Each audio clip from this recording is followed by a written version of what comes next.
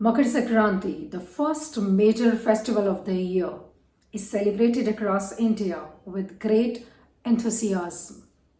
Our ancient rishis were highly knowledgeable, and therefore, under Hinduism, all major cosmic changes are celebrated. Makar Sankranti is one such change when sun passes through the winter solstice from the Tropic of Cancer to the Tropic of Capricorn.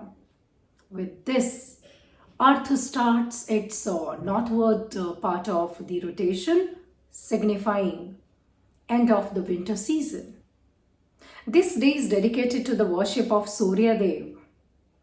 Sun is a factor of life, light and growth.